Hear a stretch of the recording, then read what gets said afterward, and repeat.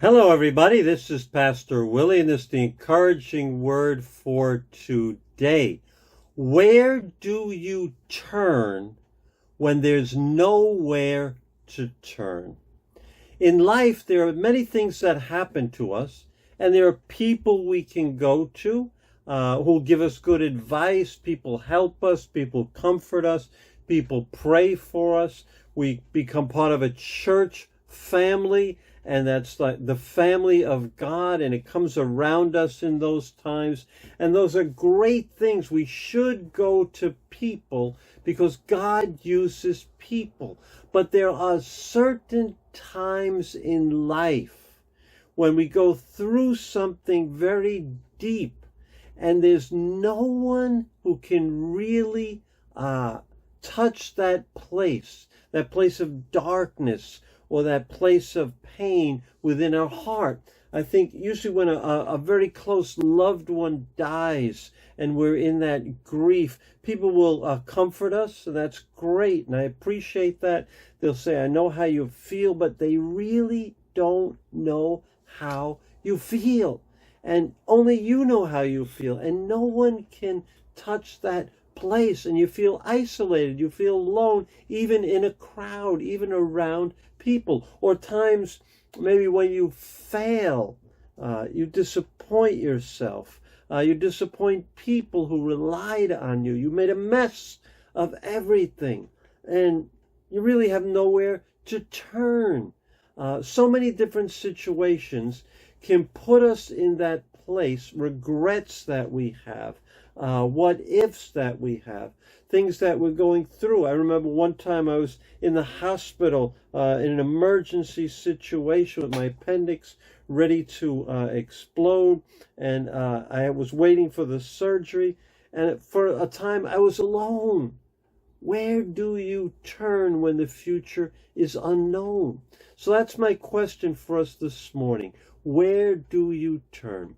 And Psalm 62, verse 8, tells us where to turn when there's nowhere else to turn. Listen with me to what David writes in Psalm 62, verse 8. Trust in him, the Lord. Trust in him at all times. You people, pour out your hearts to him, for God is our refuge. For God is our refuge. And I think of the situation with Hannah, the mother of Samuel, in 1 Samuel chapter 1, where she can't have a child and she's broken, and the other woman is making fun of her, and she pours out her heart to God. Isn't that a beautiful picture? Pouring out your heart to God. So David was in those situations many times. He was a leader, and many times a leader has nowhere to turn. People are looking to you. A father in a family, a mother in a family. Where do you go? Pour out your heart to God. It says, trust in him at all times. So we know right off the bat we can trust in God. He is trustworthy. He is faithful. He can be relied upon. He'll never be too busy. He will never not understand. He will never not listen. He will never get tired of hearing us speak.